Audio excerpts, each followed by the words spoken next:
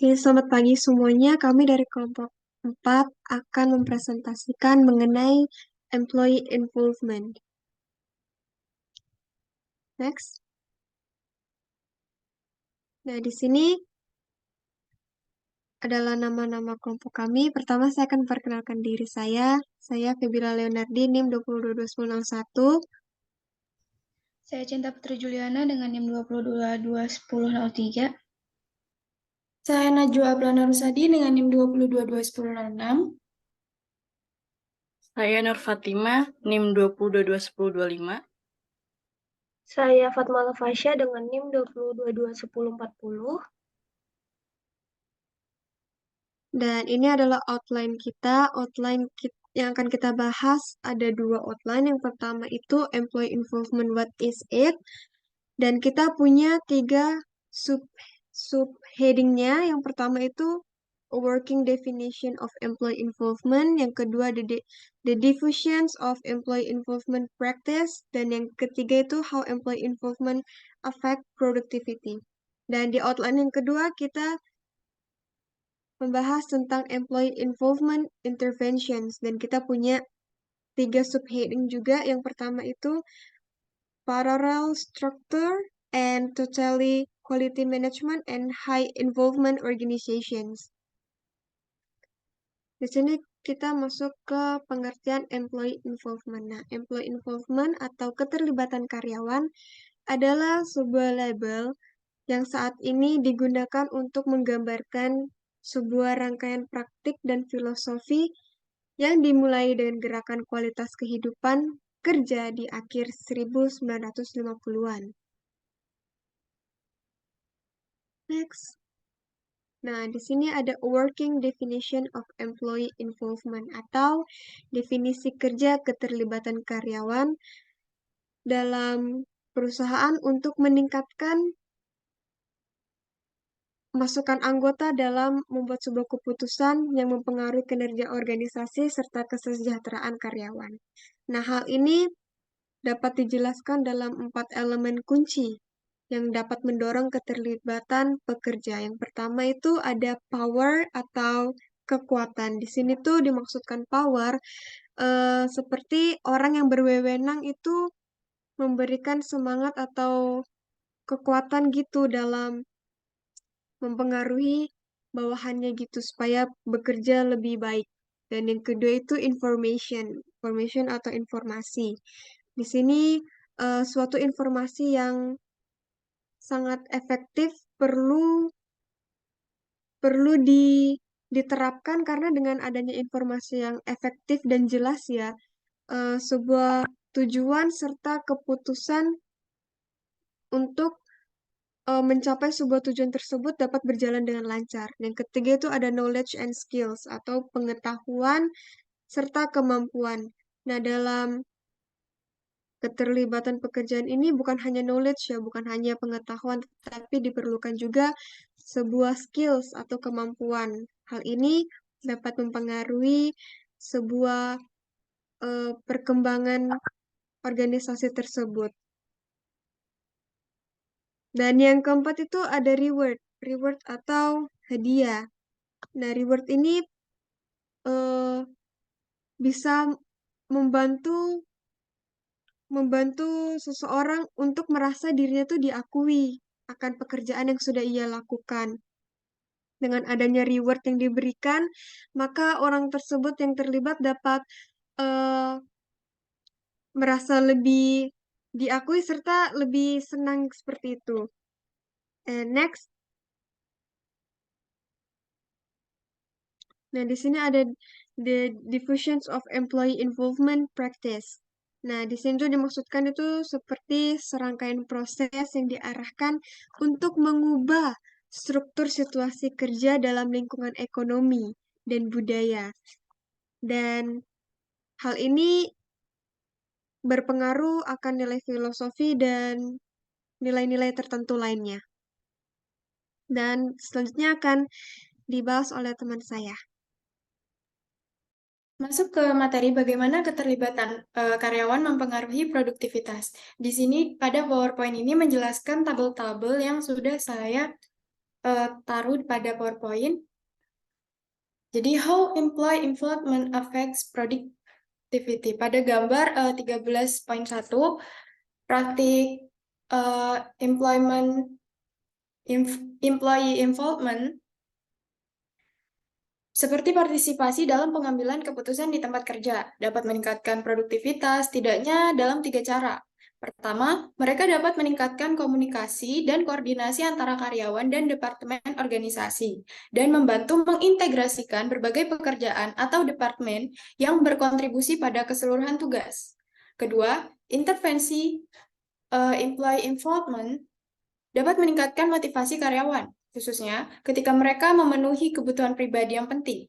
Motivasi diterjemahkan menjadi peningkatan kinerja ketika orang memiliki keterampilan dan pengetahuan yang diperlukan untuk bekerja dengan baik, dan ketika teknologi dan situasi kerja memungkinkan orang mempengaruhi produktivitas. Sebagai contoh, beberapa pekerja dikontrol dan ditentukan dengan sangat ketat, sehingga motivasi individu hanya berdampak kecil pada produktivitas.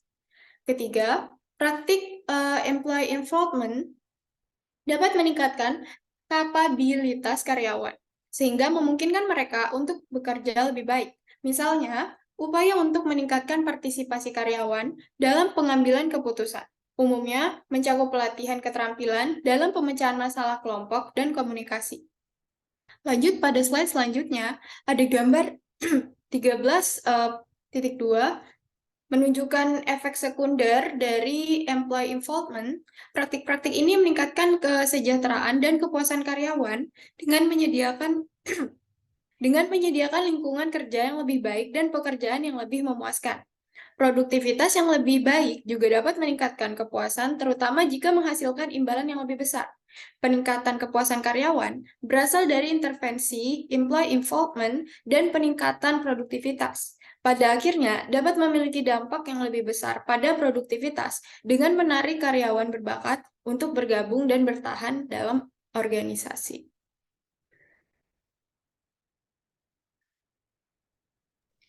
Selanjutnya ada intervensi keterlibatan karyawan.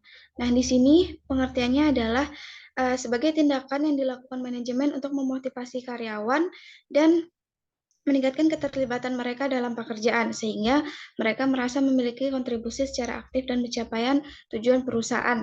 Ini menurut buku organisasi behavior, karena di dalam buku yang ditugaskan itu tidak ada pengertiannya, jadi saya mencari sumber lain. Next. Nah, di sini ada struktur paralel yang dimana struktur paralel ini dia termasuk dalam pengaplikasian dari keterlibatan tadi. Struktur paralel ini sendiri melibatkan karyawan dalam menyelesaikan masalah yang rumit dan tidak jelas dan membangun kemampuan beradaptasi ke dalam organisasi birokrasinya. Next. Dalam struktur paralel ini memiliki tahapan, di mana tahapan ini itu terdapat batasan gitu. Jadi di dalam struktur paralel ini dia lebih terbatas dari bagian sumber dayanya juga yang di mana sukarelawannya itu memiliki jumlah yang sedikit gitu. Dan juga sumber dayanya itu harus memiliki kekuatan untuk kemampuan yang dapat menyelesaikan masalah-masalah itu. Nah, tahapannya itu yang pertama menentukan tujuan, di mana ini yang dimaksudkan adalah melibatkan para karyawan itu untuk bagaimana tujuan dari struktur paralel ini sesuai dengan fungsinya itu sendiri, yaitu dengan mendiagnosis organisasi apakah masalah ini dapat diselesaikan atau tidak. Selanjutnya ada pembentukan panitia pengarang, di mana penggunaan panitia pengarang ini sendiri diakui oleh para pemimpin sebagai fungsi dan berkonstituensi dalam organisasi yang formal. Misalnya, dalam suatu proyek, terus panitia pengarang ini akan mencakup perwakilan dalam manajemennya masing-masing gitu. Misalnya, nah, dalam hal ini praktisi OD itu dia memainkan peran penting dalam berbentuk komite pengarang, yaitu yang pertama dapat membantu tim untuk memilih anggotanya. Yang kedua adalah dapat membantu pengembangan pertahanan norma-norma, di mana akan diberikan atau disuluhkan tentang norma-norma yang mengatur mengenai pemecahan masalah tersebut. Yang ketiga ada membantu komite dalam menyatakan visi yang tujuannya untuk meningkatkan kepemilikan dalam organisasi tersebut. Yang keempat adalah membantu agar mengembangkan dan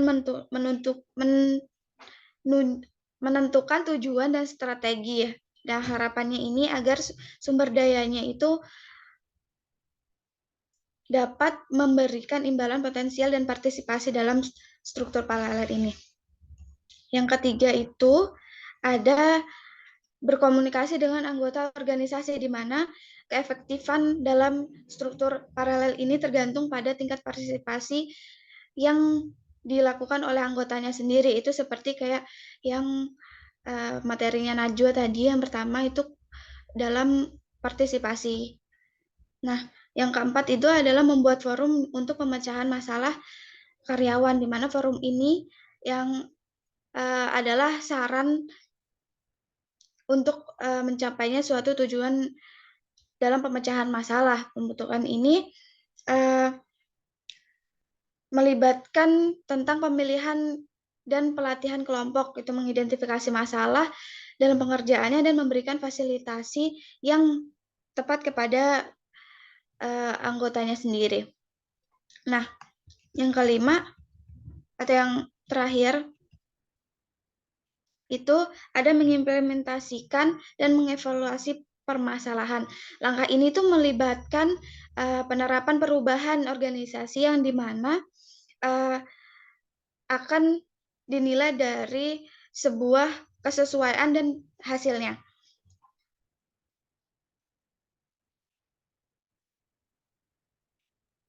Oke, masuk ke materi manajemen mutu total atau juga disebut total quality management TQM adalah pendekatan yang lebih komprehensif untuk keterlibatan karyawan daripada struktur paralel.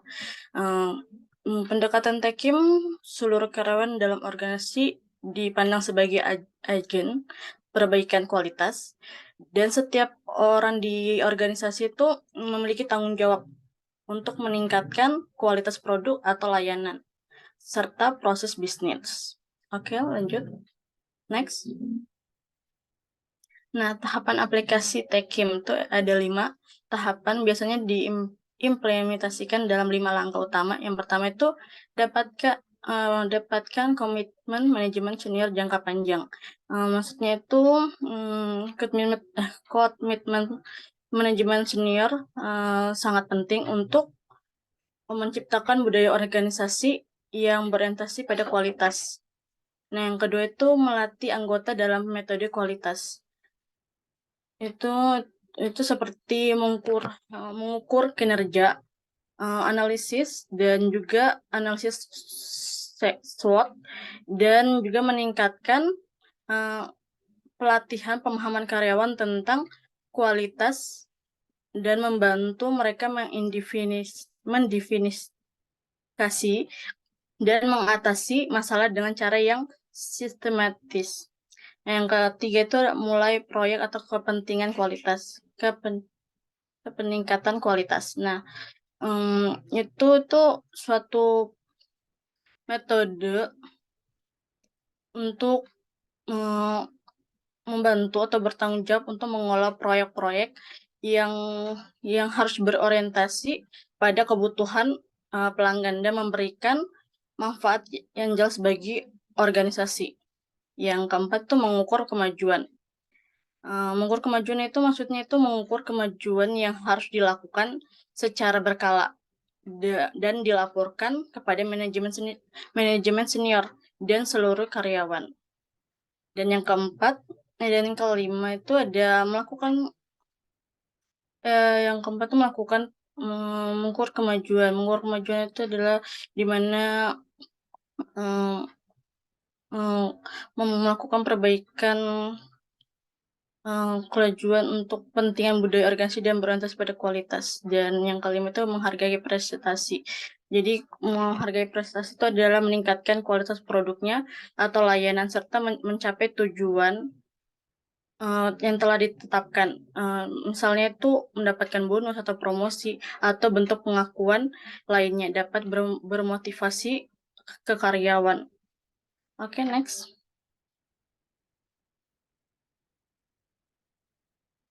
Dan sini ada hasil total quality atau manajemen secara efektif dapat berdampak positif sebagai aspek kinerja organisasi termasuk produktivitas.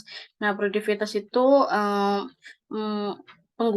penggunaan sumber daya yang menghasilkan peningkatan produksi dan juga pendapatan organisasi secara keseluruhan. Dan yang itu layanan pelanggan. Layanan pelanggan itu adalah kepuasan sebuah pelanggan dengan mempertahankan loyalitas pelanggan yang ada serta menarik pelanggan baru. Dan kualitas produk atau layanan itu dapat meningkatkan kepercayaan ke pelanggan untuk meningkatkan reputasi organisasi. Dan yang terakhir itu adalah profitabilitas, yaitu meningkatkan daya saing di pasar dan juga mengurangi biaya produksi dan meningkatkan kualitas produk dan atau layanan. Oke, lanjut next. Materi selanjutnya dibahas oleh teman saya.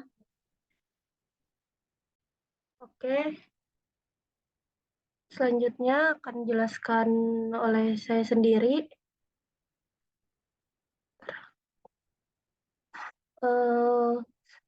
Bentar, belum nyebutinnya Hio-nya. Next, kembali. Apa yang dimaksud dengan High Involvement Organization? Itu merupakan proyek keterlibatan karyawan yang ditujukan untuk menggunakan praktik kerja keterlibatan tinggi untuk menciptakan organisasi keterlibatan tinggi atau HIO sendiri. Intervensi ini menciptakan kondisi organisasi yang mendukung tingkat partisipasi karyawan yang tinggi. Tidak seperti struktur paralel yang tidak mengubah organisasi formal atau intervensi TQM yang cenderung berfokus pada proses tertentu. HIO menangani hampir semua fitur desain organisasi. Next. Nah, di sini ada desain fitur for participation system. Yang pertama itu ada organizational structure. Yang pertama ada flat dan kedua lean. Itu adalah struktur organisasi yang bisa kita sebut dengan data dan ramping yang berkontribusi pada keterlibatan dengan mendorong fungsi penjadwalan, perencanaan, dan pengendalian yang biasanya dilakukan oleh manajemen. Terus untuk ini enterprise oriented sama team based itu membantu memfokuskan karyawan pada tujuan bersama. Terus yang terakhir ada participative council or struktur, itu adalah menciptakan kondisi di mana para pekerja dapat mempengaruhi arah dan kebijakan organisasi. Terus pada desain struktur desain yang kedua itu adalah job design, yaitu adalah individually enriched dan self-managing teams. Itu di mana memberikan karyawan tingkat kekeluasan yang tinggi, variasi tugas dan umpan balik yang bermakna dapat meningkatkan keterlibatan. Terus untuk self-managing team ini adalah mendorong tanggung jawab karyawan dengan memberikan pelatihan silang dan rotasi pekerjaan yang memberi orang kesempatan untuk belajar tentang berbagai fungsi yang berkontribusi terhadap kinerja organisasi.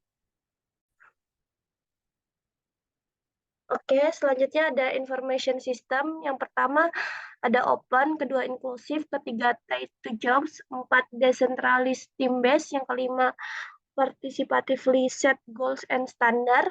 Yang dimaksud dengan sistem informasi yang terbuka terkait dengan pekerjaan atau tim kerja, memberikan informasi yang diperlukan bagi karyawan untuk berpartisipasi pada organisasinya, di mana tujuan dan standar kinerja ini ditetapkan secara partisipatif, dapat memberikan karyawan rasa komitmen yang tinggi dan motivasi untuk mencapai tujuan tersebut. Jadi maksudnya kalau kita memberikan informasi yang terbuka, yang inklusif dan bisa diperlihatkan semua karyawan, pasti akan memberikan motivasi dan rasa partisipasi yang gede karena ingin mengetahui pekerjaan tersebut. Next. Nah, di sini juga ada sistem karir, di mana yang pertama itu ada tracks and counseling available, di mana organisasi ini memberikan konseling atas pekerjaan mereka, atas jati diri mereka. Mereka ini sebenarnya maunya di mana. Awalnya mereka di divisi manajemen, ternyata dia lebih cocok di divisi keuangan. Jadi konseling ini membantu mereka untuk meningkatkan sebenarnya apa yang menurut mereka itu sesuai dengan fashion mereka, kayak pengembangannya mereka. Misalnya dia tuh salah masuk, kayak misalnya harusnya dia sebenarnya tuh ada di divisi keuangan, tapi dia malah masuk ke divisi manajemen. Terus organisasi ini membuka open job posting, di mana dia juga membuka persyaratan kayak membuka lowongan pekerjaan di divisi-divisinya agar karyawan yang awalnya salah masuk divisi itu bisa pindah ke divisi yang sesuai dengan minat mereka. Terus ada selection. Nah, selection ini adalah pilihan karyawan untuk memilih keterlibatan mereka pada HIO atau High Involvement Organization. Yang pertama, dia memberikan realistic job review, kedua team based, yang ketiga potential and process skill oriented. Nah, terus yang ada training, di mana training ini diberikan kepada karyawan agar bisa membantu tingkat HIO mereka. Pertama ada heavy commitment, kedua ada peer training, ketiga ada economic education, dan keempat ada interpersonal skill. Jadi untuk meningkatkan keterlibatan mereka diberi training oleh organisasi tersebut. Terus sama kayak yang disebutkan teman-teman, pasti ada reward system. Akibat reward system itu karena sifatnya yang open, skill based, gain sharing or ownership, flexible benefit, auxiliary workforce, dan yang keenam ada egalitarian persuasion. Ini maksudnya jadi kita bisa menilai sistem penghargaannya kan karena secara terbuka. Jadi bisa dilihat di mana karyawan ini mana yang kerjanya lebih bagus, memberikan inovasi yang terbaik, dan memberikan kemajuan pada organisasi tersebut. Dan reward system ini sangat berfungsi untuk menghilangkan hierarki dari karyawan. Jadi misalnya tidak memberikan bonus yang lebih gede kepada karyawan yang tingkatannya lebih tinggi. Dan di sini mendukung egalitarian. Jadi egalitarian itu adalah hak yang sama, tidak memandang ras, suku, agama, jenis kelamin, dan sosial latar belakang ekonomi.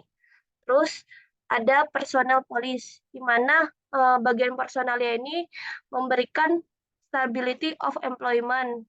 Dan yang kedua ada participatively established through representative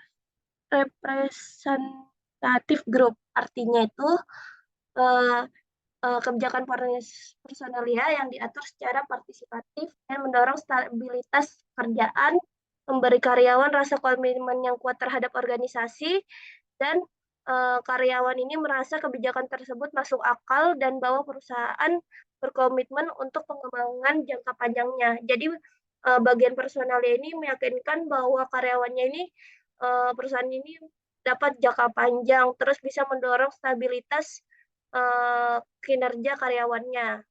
Terus yang terakhir ada physical layout. Pertama ada around organizational structure, di mana dia merancang struktur tim dan mengurangi perbedaan status.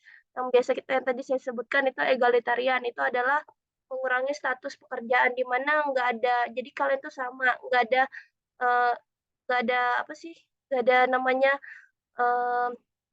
wakil manajemen, manajemen atas, pokoknya kita tuh di sini karyawannya setara. Terus yang ketiga, kita memberikan rasa aman dan lingkungan fisik yang kondusif bagi karyawan. Jadi setidaknya organisasi ini juga memberikan lingkungan yang aman dan kondusif bagi partisipasinya.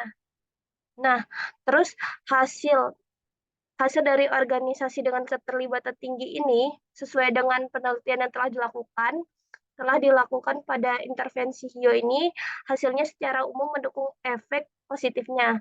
Sebuah studi awal mensurvei 98 HIO dan menunjukkan bahwa sekitar 75% dari mereka menganggap kinerja mereka relatif terhadap pesaing lebih baik daripada rata-rata dalam hal kualitas kehidupan kerja, layanan pelanggan, produktivitas, kualitas, dan tingkat keluhan. Jadi dengan adanya HIO ini meningkatkan karyawan itu pekerjaannya serta mengurangi hal-hal seperti tingkat keluhannya.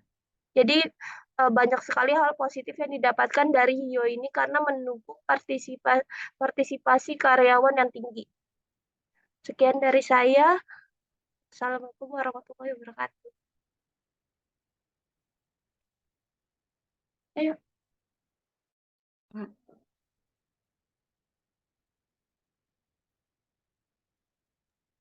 Tutup. Oke, ini presentasi dari kelompok 4 sudah selesai. Mari kita akhiri. Wassalamualaikum warahmatullahi wabarakatuh. Selamat siang semuanya.